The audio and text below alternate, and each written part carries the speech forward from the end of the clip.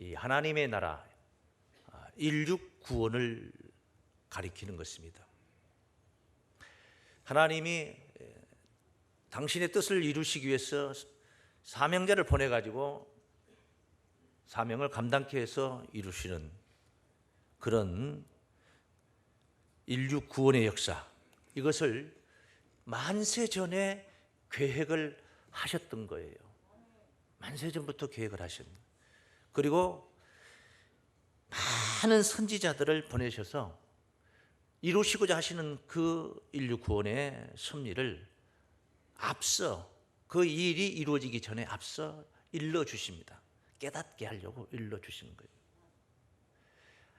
그리고 선지자들의 입에서 나오는 선포되는 말씀들은 그 사람된 선지자의 소리지만은, 소리는 그런 소리지만은 그 내용은 바로 하나님의 말씀이었던 것입니다.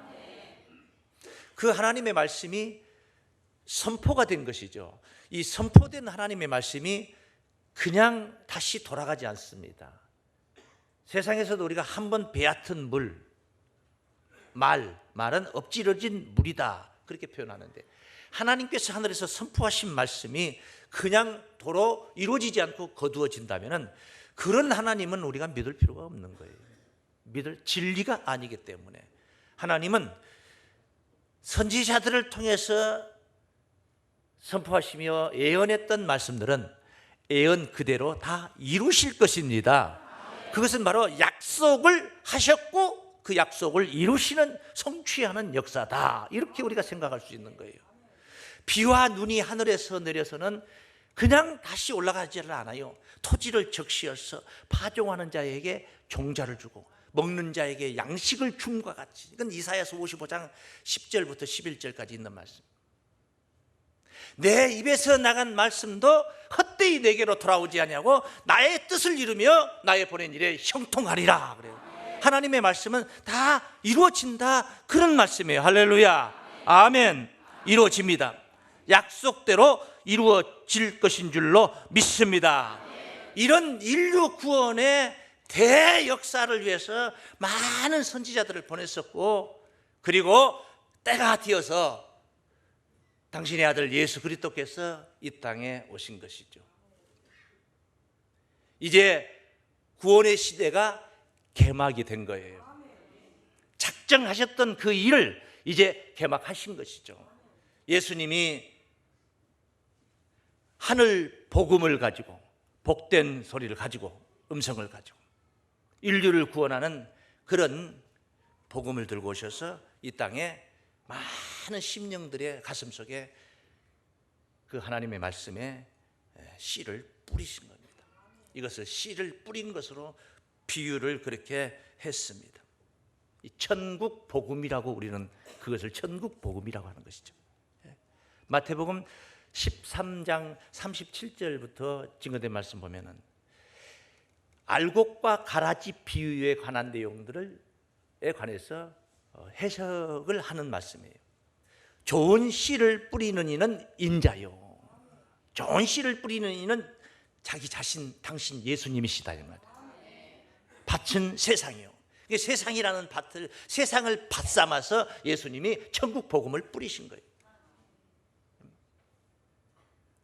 좋은 씨는 천국의 아들들이요, 가라지는 이 마귀, 악한 자의 아들은 바로 가라지, 악한 자의 아들이다, 이렇게 증거를 하셨습니다.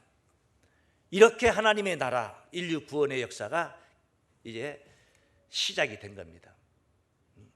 시작이 됩니다. 우리 한번 따라 하시겠습니다. 복음의 씨를 뿌린 시대가 있었습니다. 다시 한번 시작. 네, 복음의 씨를 뿌린 시대가 있었습니다. 2000년 전에 이 복음의 씨가 뿌려진 것입니다. 범사가 다 그러하듯이 씨를 뿌리는 시대가 있는 거예요. 씨를 뿌리는 때가 있다는 것은 그것을 거두는 때가 있음을 전제하고 있는 것입니다. 그러니까 뿌리기만 하고 거두지는 않는다, 이 말은 만약에 이런 일이 있어진다면, 하나님에게 바로 인류 구원이 그렇다면 하나님이 약속만 하시고 인류 구원은 안 이루어지는, 그런 상태를 얘기하는 거예요. 그럴 리가 없는 거죠.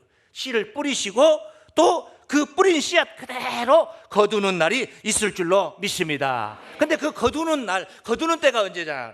앞서 우리가 확인했던 마태복음 13장 37절 말씀에서 보았는데, 거기 37절 38절을 읽고 나서 39절 말씀을 보면은 39절 말씀에 가라지를 심은 원수는 마귀요, 따라요, 추수 때는 세상 끝이요, 추수꾼은 천사들이니. 추수 때는 세상 끝이요, 추수 때는 세상 끝이요. 이 말씀 속에는 뭐가 들어있느냐? 이 뿌렸던 복음의 씨앗이, 예수께서 증거하셨던 말씀이 그대로 성취되는, 결실이 되어서 이루어져서 성취되는 날이 오는데, 그때가 언제냐 하면은 세상 끝날이다 이 말이에요. 그 말 속에는 무슨 뜻이, 무슨 또 의미가 들어있느냐 하면은 예수님 시대 때에 그 말씀이 다 이루어지는 게 아니다 이 말이에요. 세상 끝에 가서 그것이 거두어진다는 거죠. 2000년 전에 씨를 뿌리시고 2000년 전 그때에 다 이루어지는 게 아니었다는 거죠. 실제 다 이루어지지 않았고, 제자들은 자기 시대에 이루어질 줄 알았는데 실제 다 이루어지지 않고 2000년이라는 세월이 흘러왔어요. 다 이룬다 하고 나서 2000년을 그냥 헛되이 보낸 게 아니에요. 이미 하나님께서, 예수님께서 추수 때는, 딸이요, 추수 때는 세상 끝이요, 이렇게 선포를 하신 거예요. 세상 끝날 가서, 내가 증거한 말씀, 세상 끝날 가서 다 이루어진다고. 그러므로 추수 때가 따로 있는 줄로 믿습니다. 그런데 추수 때 뭘 거두느냐? 그건 바로 뭘 뿌렸는가를 생각하면 되는 거예요. 콩 뿌렸으면 콩을 거두는 거예요. 팥 뿌렸으면 팥을 거두는 거예요. 뭘 뿌렸느냐? 그 뿌린 씨앗이 뭐냐? 그게 바로 추수 때 거둘 열매들인 줄로 믿습니다. 그래서 좋은 씨를 뿌리는 이는 인자요 밭은 세상이요, 좋은 씨는 천국의 아들들이요, 그렇게 된 거예요. 천국의 아들들이 뿌려진 거예요. 그러니까 다시 말씀해, 예수님께서 뿌리신 좋은 씨는 천국의 아들들을 거둘 수 있는 생명력 있는 말씀이었다 이 말이죠.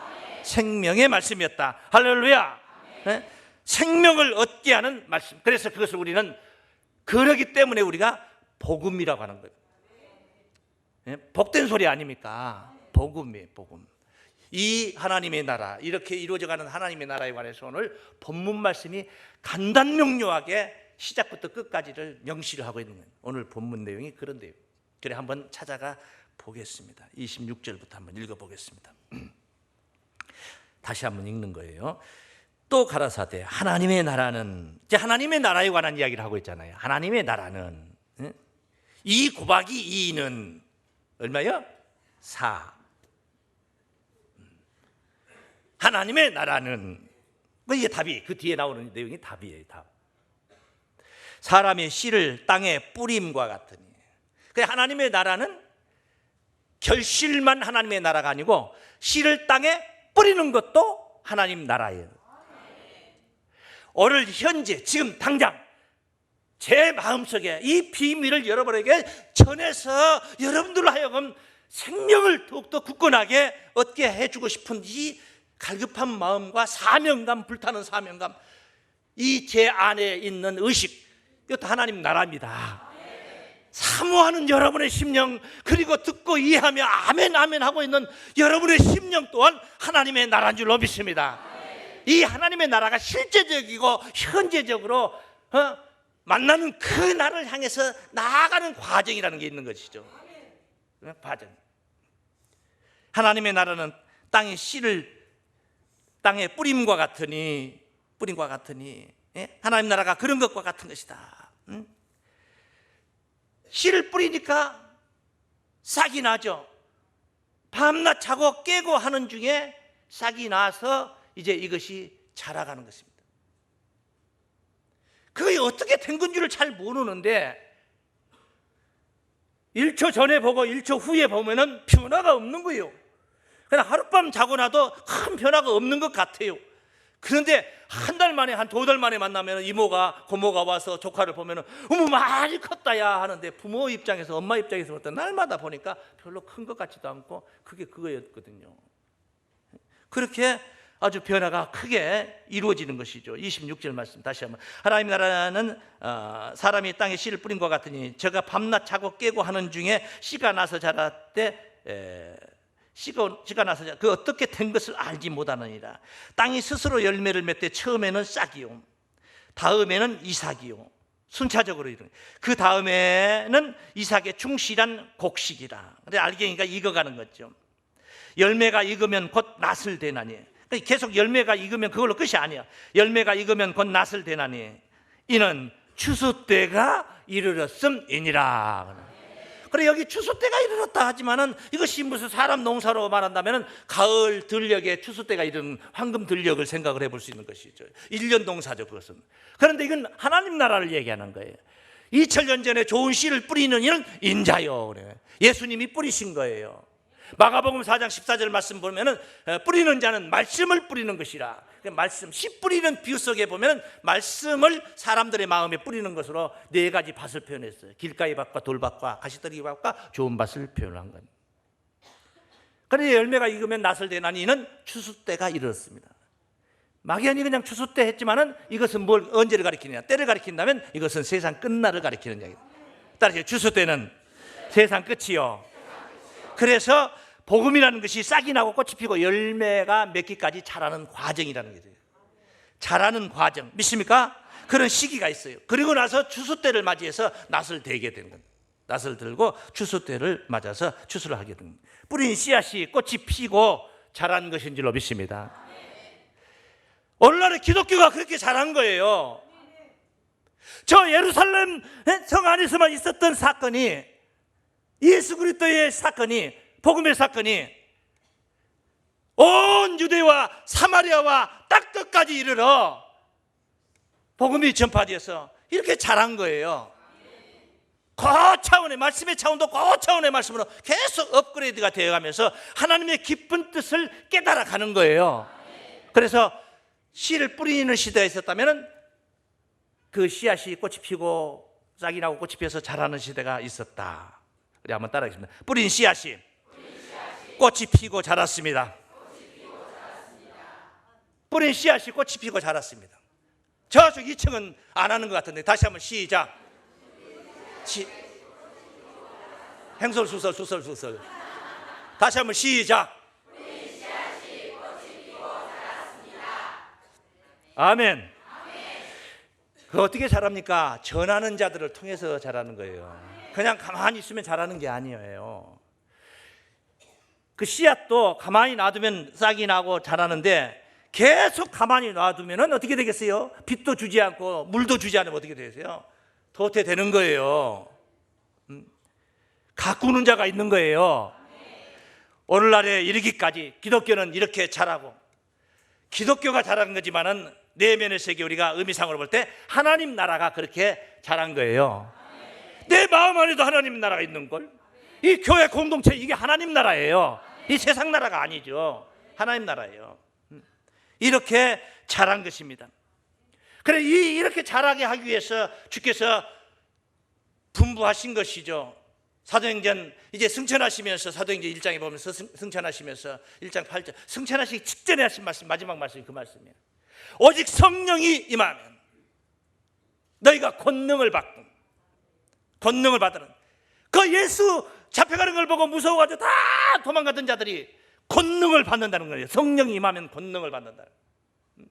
그래서 예루살렘과 온 유대와 사마리아와 땅끝까지 이르러 내 증인이 되리라. 되리라 하는, 되라 하는 그런 말씀이에요. 그런 메시지 명령이 있는 말씀이에요. 만약에 예수님의 시대가 세상 끝이었고 그때 다 하나님 나라 이루어진다면 전할 필요 뭐 있습니까? 그때 다 이루어져 버리는데 땅끝까지 이루어져도 그럴 시간이었어요. 그 시대 그 예루살렘에서 이루어지기도 바쁜데, 그래서 그 약속대로 마가의 다락방에 불이 혀같이 갈라지는 성령이 임한 겁니다. 그렇게 도망치고 꼬리 내리고 도망치고 예수를 3번씩이나 부인했던 베드로, 많은 제자들은, 그래서 베드로는 가야바의 뜰까지 가서 예수님의 종국이 어떻게 될 것인가 걱정 어린 마음으로 쫓아가서 살피느라고 그 지경을 겪기도 했지만 다른 제자들은 다 도망쳐버리고 없었어요.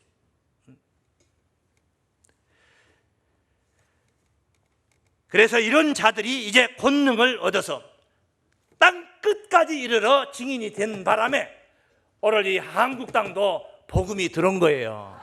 도대체 얼마나 멀었으면 한국 땅에 불과 100몇십 년 전에 들어온 거잖아요. 복음이 그제야 들어왔잖아요. 2000년 전에 선포됐던 이 복음이 그제야 들어온 거예요. 정말 이 성령의 역사는 대단했습니다. 대단했어요. 얼마나 크게 역사를 했는지.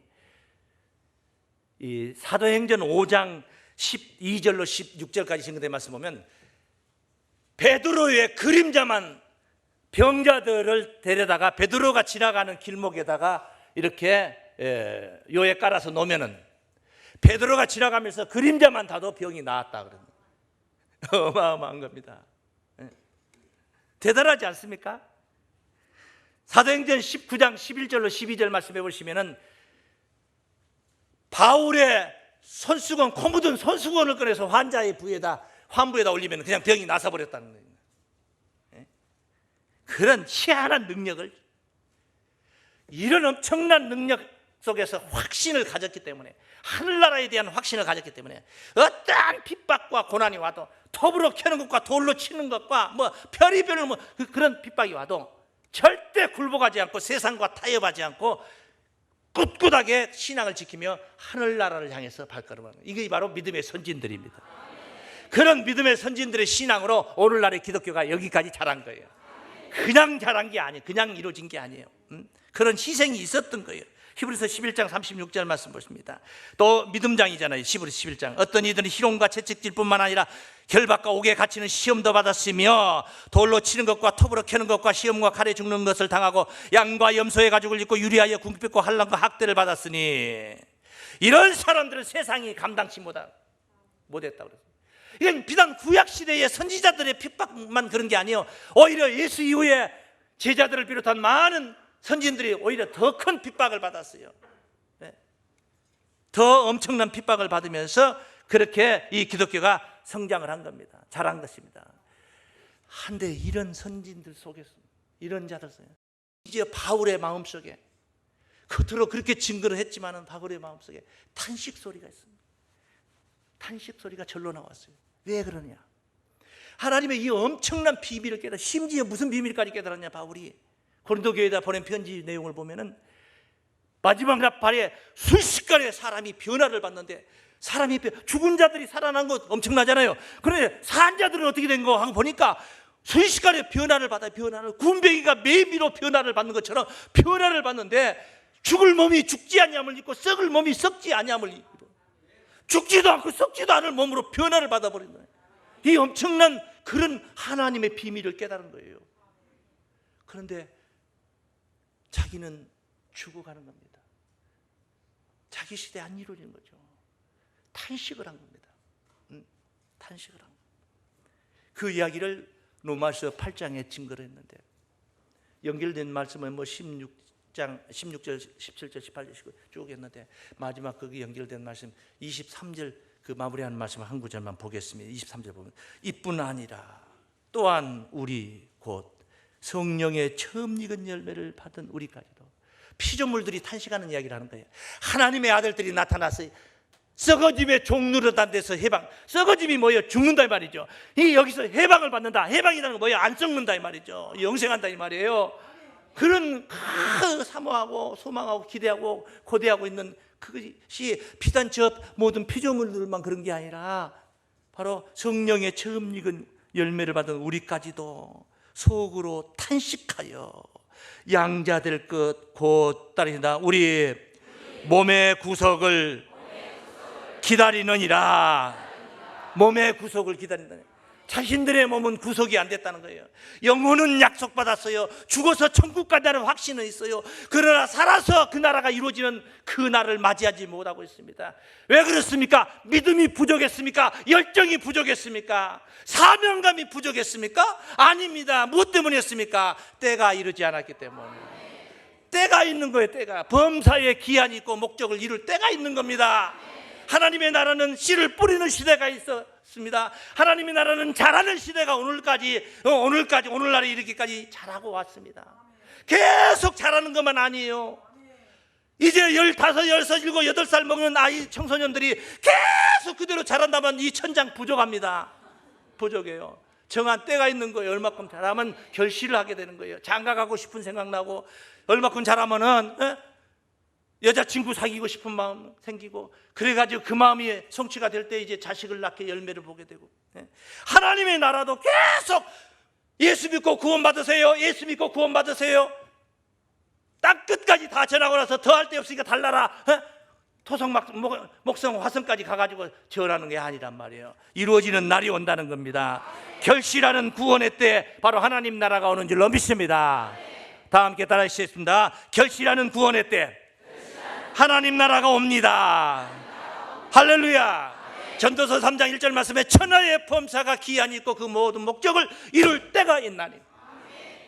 날 때가 있으면 죽을 때가 있고 심을 때가 있으면 거둘 때가 있듯이 말이에요. 목적을 이룰 때가 있는 거예요. 열매 맺고 추수하는 시대가 우리 앞에 도래하고 있는 줄로 믿습니다. 우리가 어떤 신앙을 가져야 되느냐 하면요, 우리들의 문제 아닙니까? 열매 맺고 추수하는 시대가 도래하고 있다면 우리가 어떤 신앙을 가져야 되겠느냐.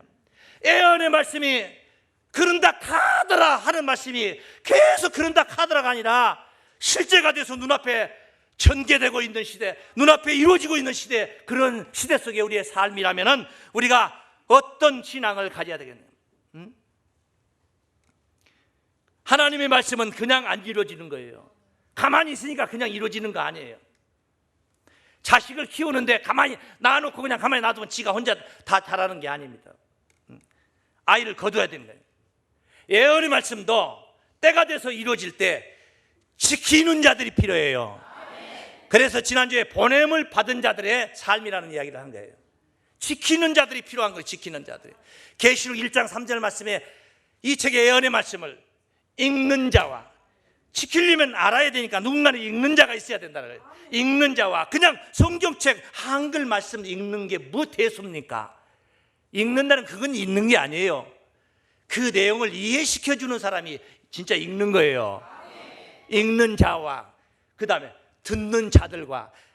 단수잖아요. 읽는 자는 단수잖아요. 한 사람이 읽어요. 그러면 많은 사람들이 청중이 듣는 거예요. 듣는다는 건 뭐가 듣는 거냐? 들어도 저 어린아이, 이게 100일밖에 안 된 아이, 돌밖에 안 된 아이, 저 유아실에 있는 아이들은 무슨 말인지 못 알아들어요. 그건 들은 상태가 아니에요. 그럼 소리가 안 들린 건 아니에요. 소리도 다 들었어요. 하지만 이해를 못하는 것은 들은 상태가 아니에요. 오늘 여러분 듣기를 축원합니다. 깨달아야 된다 이 말이에요. 이해가 어디까지 가야 되느냐? 12월까지 가는 게 아니고 이해가 바로 깨달음으로, 감동으로, 은혜까지 가야 돼요.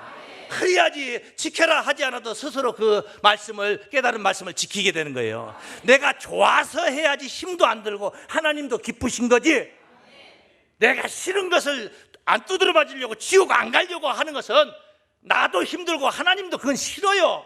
그건 싫어요. 내가 깨달을 때 감동을 받고 은혜를 받아야 돼요. 그래서 잘 읽는 자를 만나야 될 이유가 거기 있는 거예요. 잘 읽어주는 자를 만나면은 내가 서투른 나도, 무지한 나도 손에 쥐어주니까 잡히게 되는 거예요. 네? 손이 부자연스러운 사람은 안 쥐어주면 못 잡지 않습니까? 그런데 손에 쥐어주면 잡히잖아요.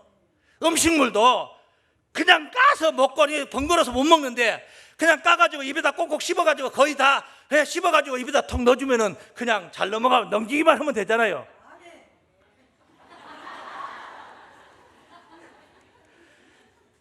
일 1장 3절 말씀, 이 책에 이 예언의 말씀을 읽는 자와 듣는 자들과 그 가운데 기록한 것을 지키는 자들이 복이 있나니. 할렐루야.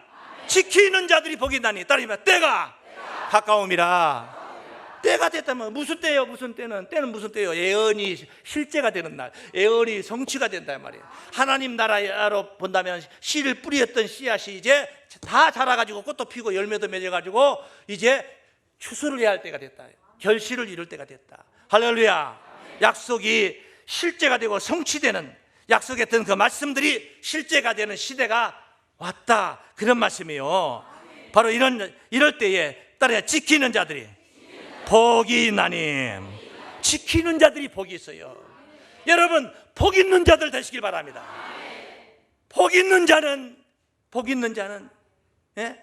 시편 1장 1절에부터 뭐라고 나와요? 복 있는 자, 예? 죄인의 길에 서지 아니하며 오만한 자의 자리에 앉지 아니하고, 예? 앉지 아니하고. 그럼 그다음 뭐예요?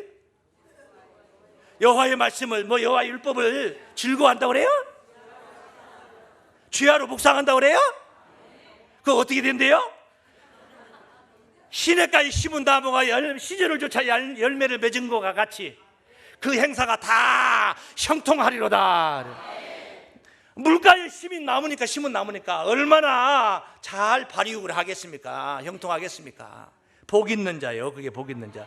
예언의 말씀을 지키는 자들이 복이 있어요. 지키려면 알아야 지킬 수 있는 거예요. 그래서 알고 깨달아서, 알기는 아는데 안 지키는 사람이 있어요. 어떤 사람이냐? 그게 은혜로 감동으로 왔질 않았기 때문에 그냥 지식적으로 한 거예요. 지식적으로 한 거예요. 저 더하기만 알았을 때 2 더하기 3은 5였는데 2 곱하기 3이라는 게 6이라는 것을 구구단을 외울 때 외워놓고 나서 이해는 못했어요. 그런데 그 개념 자체를 터득을 할 때 굉장히 기쁘더라고요. 이 개념 자체가 터득이 될 때는 너무너무 기쁘더라고요. 왜 2 곱하기 6은 12가 된다는 그걸 이치를 이해하고 나니까 너무너무 기쁘더라고요.